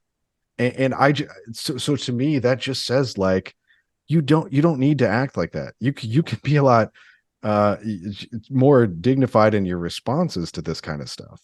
Like, if you can't handle it there, you're right. Like, how did you make it 8 years at an Oklahoma State or places like that? I mean, it had to be deafening there, a complete pressure cooker, and it's only getting worse every year at all of those schools. So I just wanted to make that point of, like, Chapley said it in the Twitter think tank episode, but like, that's what the money's for, Yes. like I don't mean to be he doesn't need it about either, it, but look, that's a very healthy salary, and that's what it's for. It's to be able to handle the pressure. That's why CEOs make millions of dollars, not because they are working hard day to day. Like they're getting paid what they're getting paid because they take all the blame and all of they are front and center for everything that goes right or wrong. I can't think of many other jobs that pay $2.5 million a year with less pressure than this one. There is not a single one. Unless you've, like, inherited a company and you've got an executive position because you're something the fourth or fifth or whatever, and you're kind of a screw up and you're not as good as your grandpa or great grandpa or whoever was. I can't think of another way where you'd be making a salary of $2.5 million with less pressure than the SLU head coaching job. So I just wanted to put that out there. You don't need to be putting in the results of a Gonzaga or whatever every year for a happy fan base at SLU.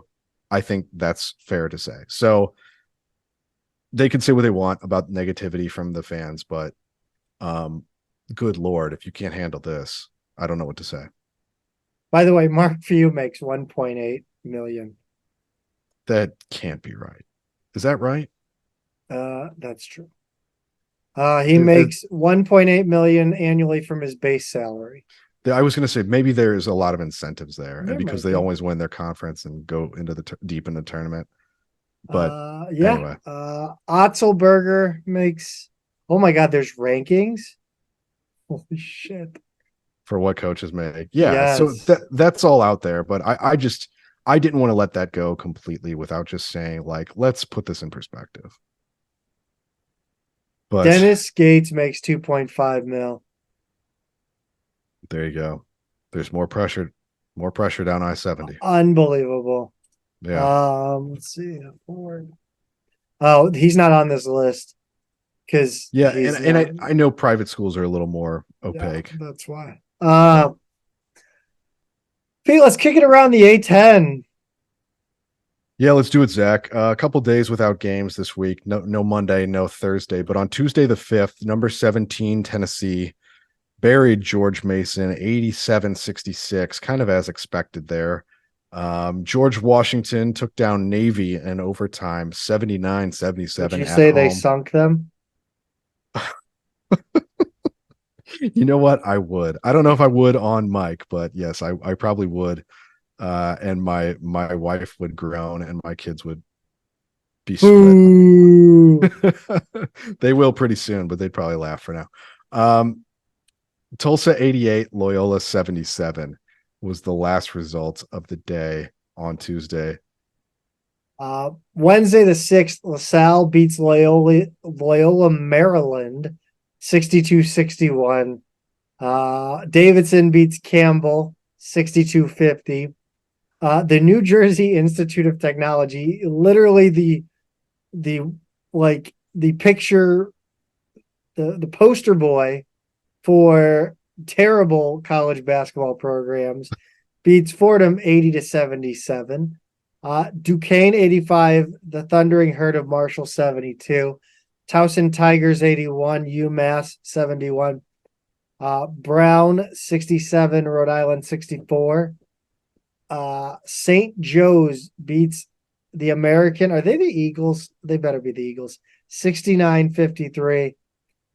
Memphis beats VCU 85-80. You hate to see it. Hate to see it. Bonaventure 94, Niagara 60.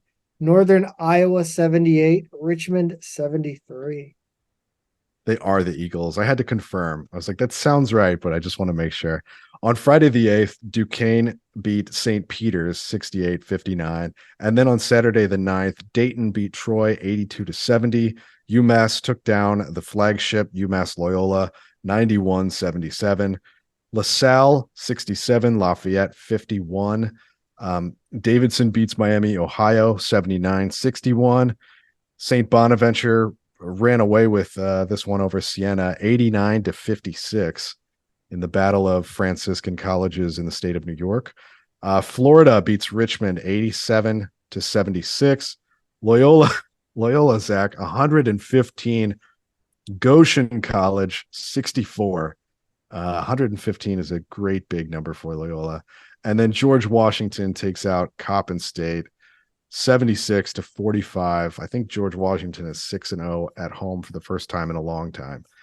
So I'll kick it to you for Sunday the 10th. By the way, how dare you mispronounce the flagship?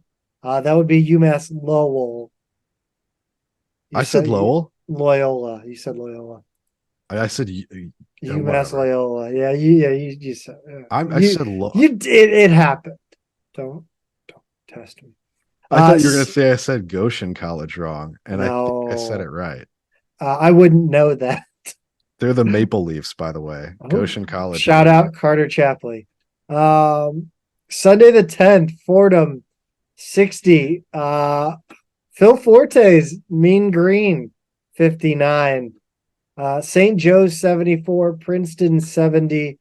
Charleston. That's a big win, by the way. Princeton was one of the last undefeated, I think one of the 7 or 8 last undefeated teams in the country. And they were ranked? Ooh, I don't know if they were ranked. If they were, I should have put it in there, shouldn't I? But I don't think they were. Charleston 85, Rhode Island 70. VCU 86, Alcorn State 58. Next up for the Billikens will be Saturday the 16th versus Louisiana Tech. I believe they're just the Techsters. No, they are the it's an animal. It's a really common one. Are they the I just looked at them. How do I not know what they are? Bears. They're the Bulldogs. Sorry, Bulldogs. That's right. Because that you know why? Because they call them the Dunkin' Dogs. That's their nickname. Ooh, that's fun. It is fun. And then I should have remembered that. But anyway, they're 8-2. They've got wins over Louisiana, Lafayette, who just goes by Louisiana now. Stephen F. Austin, Nichols State, who I think just goes by Nichols now. Dillard, lower division school. McNeese State might go by McNeese now. Southern Utah, Louisiana Monroe, and Lyon College, another lower division. Their only 2 losses were pretty high quality losses at Colorado State, who was ranked as high as 13th before losing this week, and at New Mexico. The Pit is always a tough place to play. And then on Tuesday, before they face the real SLU, they will face the other SLU of Southeastern Louisiana. Hopefully take them down and show them who the real SLU is. Head coach Talvin Hester is in his 2nd season at the helm of Louisiana Tech. It's his first D1 head coaching job after being in literally a dozen different schools as an assistant coach, mostly in Texas. He went 15-18 last season in his first year there. This team, Zach, is all about defense. They've held opponents to 61.2 points a game, and teams shoot just 36.9% against them, including less than 41% inside the arc and just over 29% from outside. They are among the top in the country in all of those metrics. They really lock it down defensively. I think the way that their fans see the team is summed up on a quote that I found after that Stephen F. Austin win. This team will win a lot of games with relentless defense and a good plan, even when the shots aren't falling. So that's their calling card for sure. Isaiah Crawford's their leading scorer. He's a 6'6", 220-pound senior forward, 14 and a half points a game, 5.3 rebounds per game, 3 assists per game. Daniel Batcho is a 6'11", 235-pound junior from France, 13 points a game, 10 and a half rebounds a game. He transferred from Texas Tech and wasn't eligible for the first 2 games. He was cleared after that, so he did miss that loss to Colorado State. Not sure if the result would have been any different, but he's clearly a key to what they do. And then there's Talik Chavez, who's a 6'2" senior guard, averaging just under 12 points a game. He just scored 30 against Louisiana Lafayette the other day. That was their most recent opponent. So not surprising that he's the one who would go off like that, but also that he's a bit inconsistent. He's the one who shoots the most threes on the team. He takes about 7 a game, and there's nobody else on the team who shoots over 3 per game. They also have a guy on their roster who SLU offered back in the day. He was I think he was out of Mississippi in high school. His name's Devin Ree. He's a 6'8" sophomore, transferred from Louisville. He averages 8.8 a game. Long, lean, athletic guy. I think he'll be a good college player. They've been without their point guard, Sean Newman Jr., for the last 3 games. I don't know if he'll be back in time for SLU or not. I really can't find much on his status. So I'm guessing it's kind of a day-to-day situation. Without him, they've kind of been sloppy with the ball, including turning it over a lot. And they blew a huge lead against Louisiana Lafayette before holding on to win. They were running away with that game at halftime, and I think they only won by 5. He's a guy who, he kind of is the glue of the offense, averages about 5 assists a game. So it's going to be a big factor whether he's back or not, I think, for our game. So that's Louisiana Tech in a nutshell, Zach. And it's really going to come down to their defense and how we respond to it. How much do you think their head coach gets paid? Oh, I didn't look that up, but I can't find it. Oh, you No, I should be literally able to can't too find it. No. for a public school. Yeah, I mean, I can't just Google it. Like every other one, I could just Google it, and it would be the first thing. It doesn't matter. Yeah, I would guess. I don't know. I would guess 700 or so. Yeah, Is probably what I'd guess. But by the way, they're in Conference USA, and I don't know if you've looked at Conference USA this season. It literally is USA. It is the weirdest. Louisiana Tech, Liberty, Western Kentucky, UTEP, Sam Houston State, Middle Tennessee, Jacksonville State, New Mexico State, and Florida International. That is who's left in the conference that we were in until 2005. Is there a single team in that conference that we were in the conference with? No, not one. That's incredible. Yeah. It's just amazing to me to look at that. Pete, we talk a lot about criticizing your fans. Do you know who never criticizes their fans? 2 Men in a Garden Right. Not only doesn't criticize their fans, they give them what they want on a daily basis. And that's a high quality product all the time, Zach. I got online. I was going to place a nice order because I'm due, and I was going to try some of those partner products. And then I remembered I'm going to be in St. Louis in 8 days. A week as you're listening to this. I'm coming in with my kids for some family holiday time the week before Christmas. Unfortunately, there's no SLU game in town while I'm there, but my parents live literally across the street from Schnucks, and I have easy access to 2 Men in a Garden products there, and they're pretty centrally located, so they're not far from a lot of other places to pick up different stuff like the Harissa sauce, which is not on their website yet. Put that on, by the way, if you're listening, put it on the website. I'll buy it, I promise. So yeah, I'm going to be in town. I'm going to grab stuff while I'm there. Really excited for that. And if you're not going to be in St. Louis anytime soon and you want to pick it up, remember that shipping is $9.99 anywhere in the continental US, and they're at 2meningarden.com. Women's basketball. Congrats to head coach Rebecca Tillett for receiving the MAC's Carl O. Bauer Award as the top amateur sports figure in St. Louis area. Much deserved after taking the women's basketball program to its first ever NCAA tournament appearance in her first season. I think it bears repeating. She is the first coach to take 2 teams to the NCAA tournament in back-to-back years in her first year.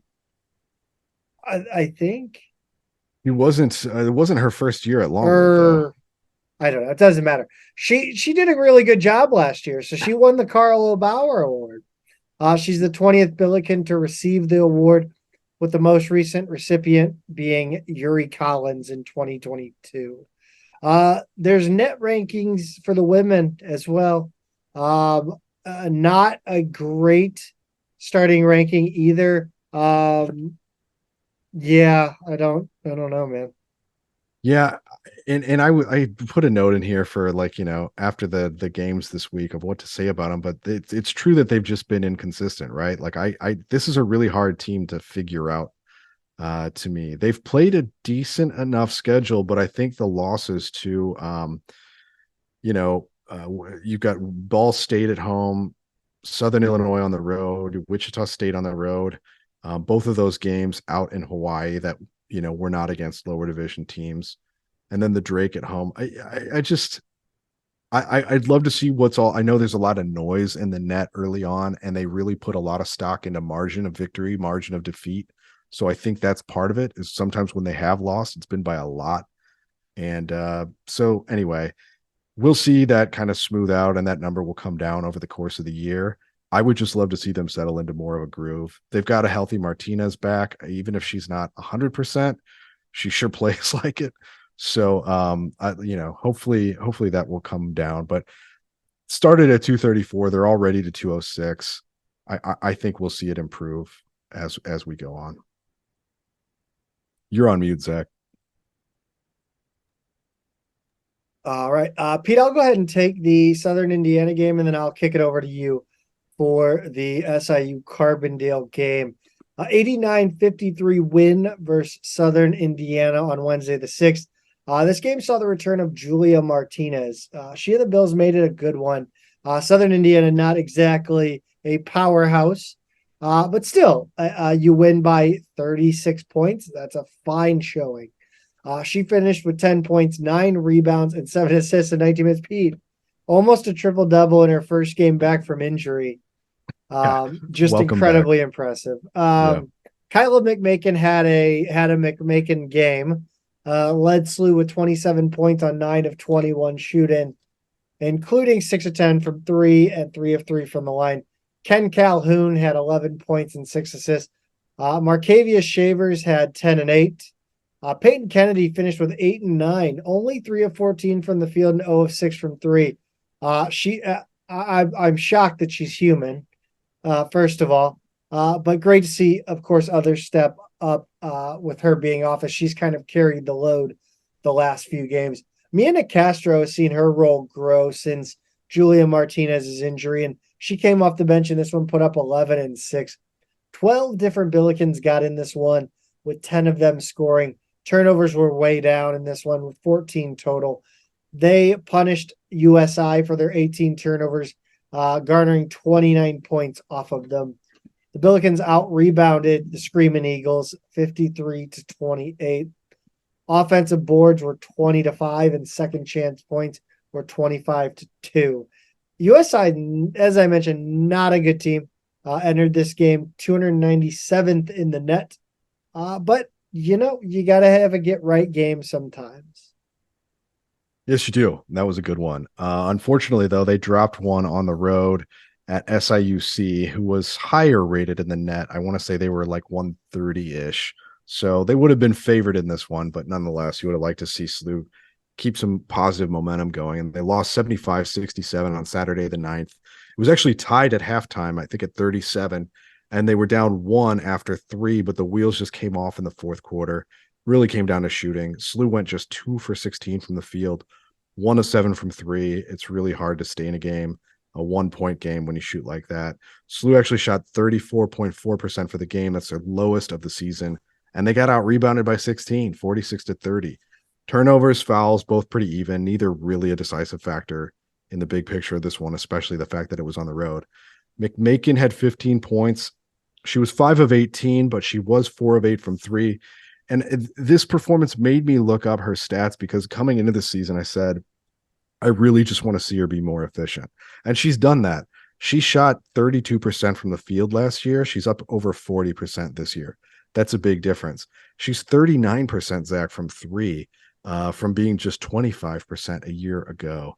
And some of that has to do with the emergence of Peyton Kennedy and her becoming more of a scorer. Brooklyn Gray is there to take some of the pressure off McMakin, and she's just taking fewer shots. So I think her shot selection has improved. So McMakin has become exactly the player I've wanted her to be this year. I got to say that. She's been very good. Brooklyn Gray also had 15 points. She went 4 from 8 from the field, 7 for 7 from the line. This team is always going to punish you when you put them on the line. Unfortunately, they just didn't get there enough in this game. Camry Clegg was third on the team with 11 points. Kennedy, relatively quiet scoring night. She had 8, but did lead the Bills with 6 rebounds. Tierra Simon actually started this one over Markavia Shavers, although they only played 16 and 9 minutes respectively. Shavers did get into foul trouble, though. Zach, they still haven't quite figured out how to replace Flowers in that 5 position, particularly after Flowers emerged as such a legitimate scoring threat over the course of last season. We talked about the money ball approach. It just hasn't quite gotten to where it needs to be yet. And maybe we'll see Tillett work her late season magic. A lot of players looked a lot different down the stretch last season than they did in the non-conference. And you know, we'll see them settle into more of a groove. But that's just something that I've noticed is they're just not getting especially offensive production out of that position. SIUC, meanwhile, had 2 players with double-doubles, both of them forwards, neither of them over 6 feet. And they had another player who scored 26. And as I was looking, I noticed they have a few great names on this Salukis team. Oh, my God. Tyranny Brown. And yes, Tyranny, just like I'm saying it. Tyranny Brown, Sequoia Almond, and Page Club. I love all 3 of those. Those are just great names. All Sequoia Almond sounds like the name of like a hippie band. Yeah, for sure. Because you've got like the suggestion of the Allman Brothers in there, but yes, it's also spelled MOND, but with 2 L's. 2 L's. So it's like a little 2 off. L's. It's yeah. She also misspelled leg. 2 L's. No, that's a line from it's a throwaway line from Bring It On. I am so sorry. Never seen Bring It On. Oh my God. That's a classic. That's the biggest reaction I get out of you this whole show is I've never seen Bring It On. Yes. I don't know, man. Cooks. Anyway, go on. So SLU's next game is at Green Bay on Saturday the 16th. Like I said before, both the men and women this week, they're off mid-season. They both play Saturday, so it's going to be a light week for basketball for the Billikens. I was also wrong about the line. It was 2 G's. She misspelled leg with 2 G's. Okay. Yeah. Next up, Green Bay, as you said, as broken on the Midtown Madness podcast, field hockey will be getting an on-med campus facility near Shodo Avenue in the spring, with construction expected to be done for the start of the 24 season, Pete. Yeah, and I'm looking at a map right now, Zach, because I want to get you had pinpointed the exact spot that this will be. It's going to be adjacent to the I think there's a walking path. Yes. Between the track and where this will go. Yeah. So that would be the walking path is like kind of an extension of what would be Virginia Avenue between Shoto and LaSalle right there. So like West Pine. Yeah. Think of it like West Pine. Yeah, right. Exactly. So that's kind of what it is if you're coming off of LaSalle Street toward the track. So right there, I think you're probably right. In terms of where that's great news though, Zach. Yes. I mean, this is long overdue. Perfect timing after the Carbondale beatdown. Yeah, for the announcement to come out. I know. I love a good Monday morning news dump right as our show is releasing. Hey, we broke the news. Yeah. But it's great news. I mean, yes. Like we've talked about before, just how far Sportport is from campus. It's like 27 miles or something like that. And I really hope that with this facility there will be storage. And I mean, locker rooms would be nice. Mm-hmm. At least locker rooms on par with the old soccer locker rooms. I mean, they weren't great, but they were locker rooms. with Yeah, shower and that's right. Yeah, I hopefully they get all that. This is supposed to be ready for this coming season, right? For yes. 2024. So yeah, it's a joint venture. I think SLU was looking to build an intramural field of sorts or some Okay. sort of field on campus. And SLU Athletics went to them and said, can we work it out so that it's playable for field hockey? I mean, that is, oh God, it's so great. I'm really, really happy for the field hockey Yes. players, for the coaches. I mean, the quality of life difference when all you have to do is get over to the med campus as opposed to getting all the way out to Earth City is Yes. they're getting days of their lives back, like in terms of the amount of time that they spend commuting back and forth Yes. out there. The one thing I learned from working from home versus working in office is that a commute, no matter how short, whether it be 10, 15, 20 minutes, is an hour. That's an hour. Yeah. That's an hour You're right. lost. There's nothing because there's nothing else you can do. Yeah. Yeah, it's huge. I just hope that again, their stuff will be able, they will not have to still lug their shit across. Yeah, it's great. It really is. Baseball, also announcing this as if it was something special was annoying. The outfield grass of the baseball stadium is being torn out and replaced with a base of rock and sand covered by new grass. So they're just, Yeah. they're just I mean, you shared a picture of it several weeks ago, and it was looking pretty yeah, it was ratty. horrible. Yeah. Now do a stadium, please. Men's soccer, Pete. This is huge news. This is huge. This is awesome. It's huge. It's friend of the show, yeah, noted Midtown Madness podcast guest. that's right. Yeah. Columbus Crew goaltender Patrick Schulte won the MLS Cup with the Crew this weekend. At 22 years of age, he's the youngest goalkeeper to start and win an MLS Cup final. Little bittersweet for the FC Cincinnati fans in my household, who saw him, snatch a victory away from FC Cincinnati the prior weekend. But nonetheless, I was like, if they're going to win, I hope he goes on to win it all, because it's just so awesome that a guy who was just on our show a couple years ago is now winning championships. He won an MLS Next championship with Crew 2 the year before. So he went from college to winning an MLS Next, the next division championship at 21. It's all downhill from here, Schulte. And then he goes on to win the MLS Cup the next year. He was great over the course of the playoffs too, Zach. He really, we talked to him about like kind of the plan that they had in place for him, and he is like ahead of schedule from what he laid out for us. Is like, yeah, so I'll start at their number 2 team and then work my way up to the 1. And he probably thought he was going to be getting like backup minutes this season. He emerged as their number 1 guy and just ran away with it. And congrats to him. Really, really thrilled for him. And there's never anything but upside to seeing Billikens thrive in the pros. And there's a cascading effect to him coming in as a young kid, as a rookie, making rookie money. Yeah. There's a cascading effect of what you can spend on other players and build your team around him. Right. And just the opportunities for him as well. If it's not always going to be with Columbus, like there's no secrets in this game. Like what he did is going to get around, and he's really proven himself to be a really capable keeper. Women's soccer ended the season with a number 11 overall ranking, the highest final ranking in program history.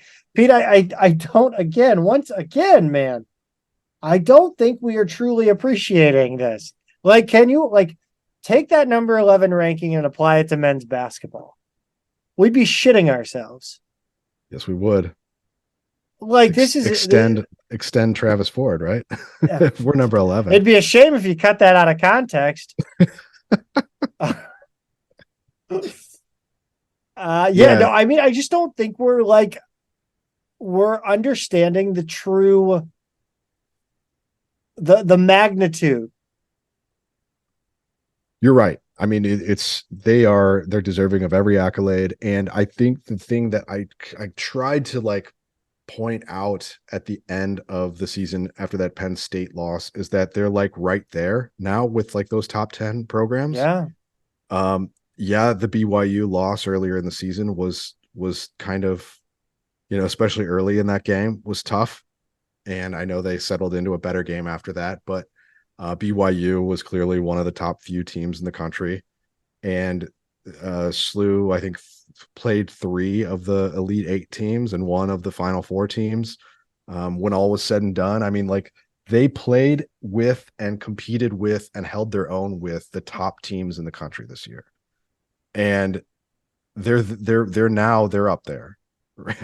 And we talked to Coach Allen about Rutgers a couple of years ago, and just like there being another class within this game. We are that class. They've caught up.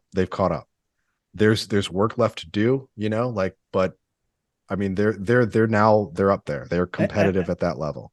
And they're getting transfers Yes. that believe that we can play at that level. Outgoing transfer, which we tweeted about earlier in I think Sunday, was it? No, Saturday last week. Yeah. Ashley Koch, freshman, returning to her hometown, Kansas City, to play for the Roos. Mm-hmm. Pete, your favorite part of the show, track and field. It is, Zach. We had the Indiana Early Bird Meet in Bloomington on Friday, December 8th, and the Billikens were great. Tons of PRs in this event. Aiden Martin won the 800 meter on the men's side with a time of 1:58.28. Harissa and Martinenko took the individual title in the 3,000 meter, crossing the line at 8:25.91. On the women's side, friend of the show, Emily Nichols, won the 400 meter with a time of 57.14. Sonia Marin won the 800 meter, crossing at 2:21.40. And then Sophia Pellegrin finished first in the 3,000 meter with a time of 10:08.67. Going through John Bell's Twitter feed, Zach, in this one, overall, it looks like SLU had about 30 total personal records at this event, which is pretty amazing stuff. Really nice performance on the indoor side. They do have a bit of a winter hiatus coming up, and they will head to the Vanderbilt Invitational on January 19th and 20th, the same weekend that swimming and diving gets back into action as well. So really, really nice performance this Friday for the Billikens. Yes. That's going to do it for the week in Billiken Athletics. Again, if you're still listening to this, which I would be eternally grateful. Thank you again for stepping up last week and just commenting. I could not believe how many people commented on the YouTube video. It was amazing. Thank you again. And if you had any comments about this episode, hit that YouTube video comment section back up. Thank you guys again so much for listening. Pete, no matter what happens, as always, go Bills. Go Bills.